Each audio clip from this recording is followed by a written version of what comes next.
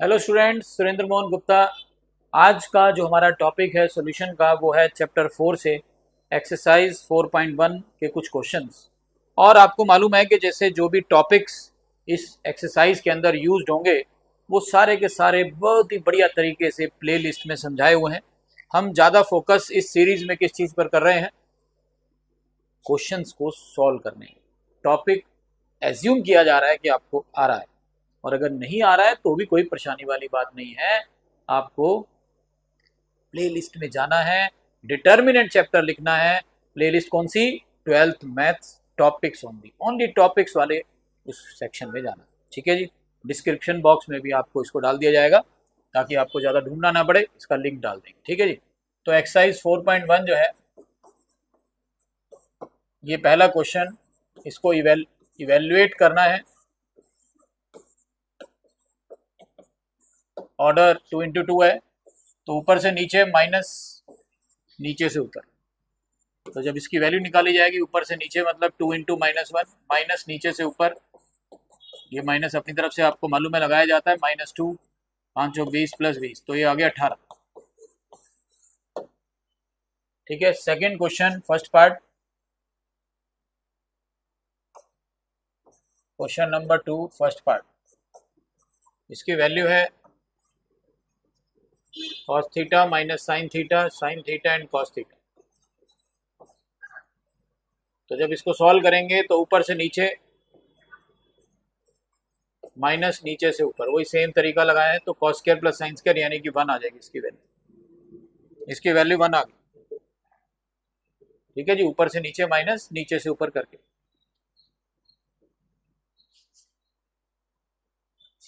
फिर second part है question number 2 second part. वही सेम ऊपर से नीचे, इसको हटा देते हैं। X square minus x plus 1 multiply में एक्स प्लस 1, फिर माइनस कर दिया एक्स प्लस 1 एक्स माइनस 1। अब इसकी ब्रैकेट खोलनी है बस। एक्स स्क्वायर को दोनों से मल्टीप्लाई किया है, एक्स को दोनों से मल्टीप्लाई किया है, फिर 1 को दोनों से मल्टीप्लाई किया है।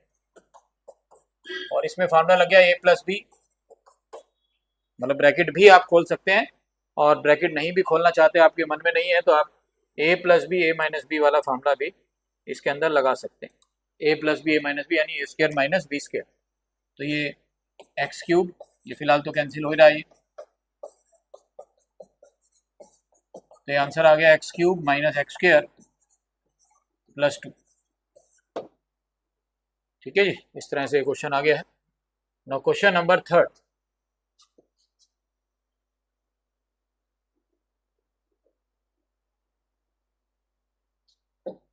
इसमें ए दिया हुआ है और ये मैट्रिक्स है, ये मैट्रिक्स ए है।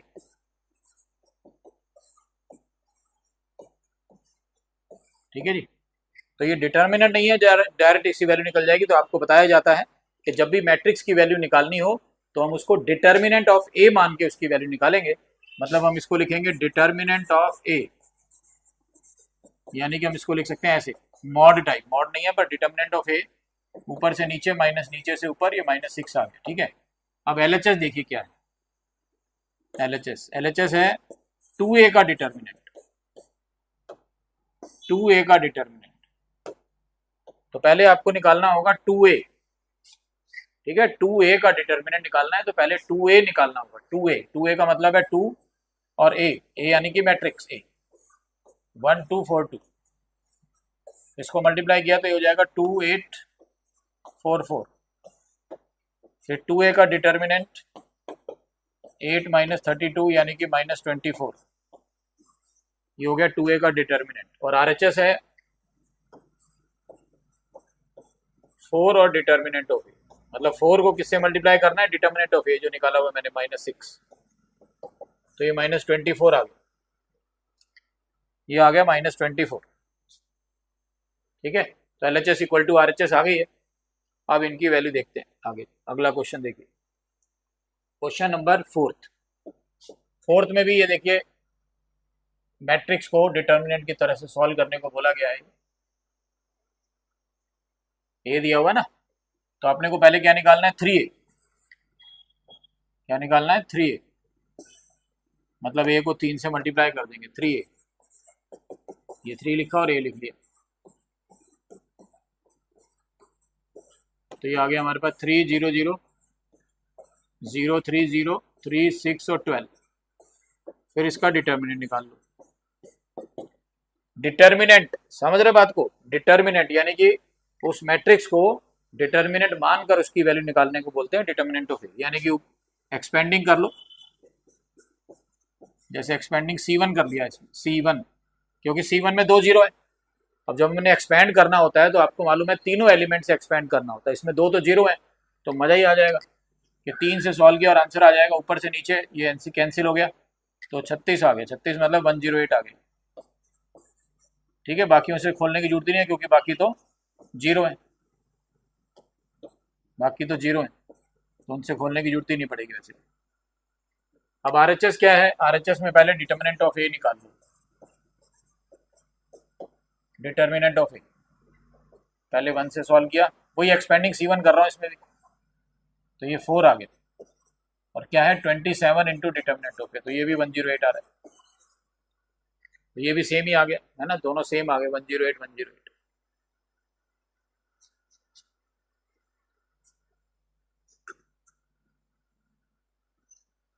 अगला क्वेश्चन देखिए, ये तो डायरेक्ट इवैल्यूएशन वाला क्वेश्चन है। अब कई बार चलाते चलाते गाड़ी जो है घूम जाती है। फर्स्ट क्वेश्चन, फर्स्ट पार्ट वही एक्सपेंडिंग, दो एक जीरो है ना इसके अंदर, तो एक्सपेंडिंग C1 ही ले लो इसमें, एक्सपेंडिंग C1, क्योंकि आपको पता ही है हमने 3 एलिमेंट से सॉल्व करना होता है, चाहे किसी भी एक रो से करो चाहे किसी भी एक कॉलम से करो, हमने उसको किस में सॉल्व करना है? हमने उसको तीनों एलिमेंट से सॉल्व करना है, और अगर उसमें एक या दो एलिमेंट जीरो हो जाए तो मज़ा ही बात है, एक या दो जीरो हो जाए, तो जैसे एक्सपेंडिंग C1 कर लेते हैं, पहले 3 लिया, ये कैंसिल है कैंसिल, ऊपर से नीचे माइनस नीचे से ऊपर, अब इन दोनों को मल्टीप्लाई करेंगे तो 5 आ रहा था, इन दोनों को मल्टीप्लाई करेंगे तो 5 आ रहा था, लेकिन माइनस हम अपनी तरफ से भी लगाते हैं, माइनस हम अपनी तरफ से भी लगाते हैं, तो वो हटिए, फिर +3 ले लो, ये कैंसिल है कैंसिल, 1 आ गया, तो ये हो गया -15 + 3 यानी 12 आंसर आ गया। ऐसे इसको एक्सपेंड करेंगे सेकंड वाले को, इसमें तो कोई जीरो नहीं है, किसी से भी कर लो, तो एक्सपेंडिंग R1 कर लो इसमें, एक्सपेंडिंग R1 से सॉल्व किया इसको, पहले 3 से सॉल्व किया, ये कैंसिल है कैंसिल, 1 + 6, फिर इसके साइन चेंज होते हैं क्योंकि ऑड पोजीशन है ये, इसके साइन चेंज हो गए +4, ये सब कैंसिल हो गया, 1 + 4,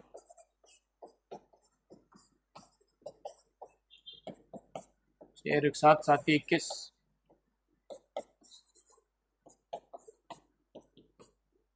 (46) आंसर ये आ गया। तो मतलब ये तो एक सिंपल से क्वेश्चन वाली बात है कि एक्सपेंडिंग R1 R2 वगैरह इस तरह से इसको सॉल्व करना है, ये भी वही है, देखिए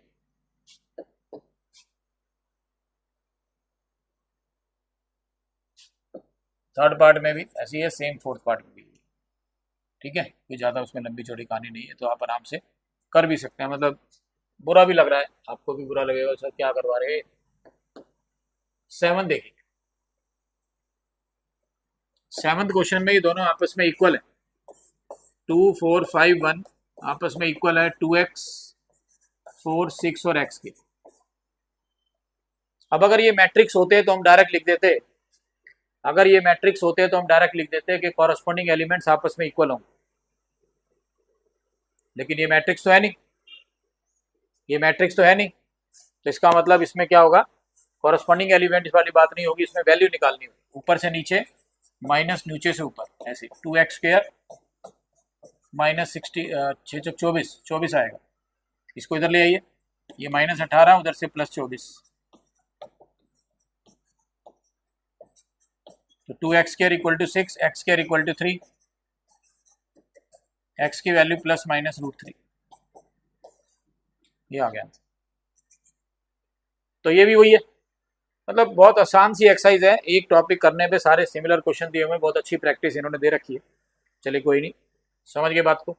तो अगला भी क्वेश्चन यही है, ये देखिए इक्वल करना है इसको, बस एमसीक्यू टाइप आ गया है, वैल्यूज को आपस में इक्वेट कर देना, ऊपर से नीचे एक्स स्क्वायर माइनस 36, 36 माइनस 36, तो एक्स स्क्वायर इक्वल टू 36 आ गया, एक्स की वैल्यू प्लस माइनस 6 आ जाएगी, तो वही चीज़ होगी। ठीक है जी, तो आगे बात समझ में, ये थी हमारी एक्सरसाइज 4.1। चैनल को सब्सक्राइब करिए, लाइक करिए, शेयर करिए और ज़्यादा से ज़्यादा हमारे मेहनत का फ़ायदा उठाइए। Okay, bye bye.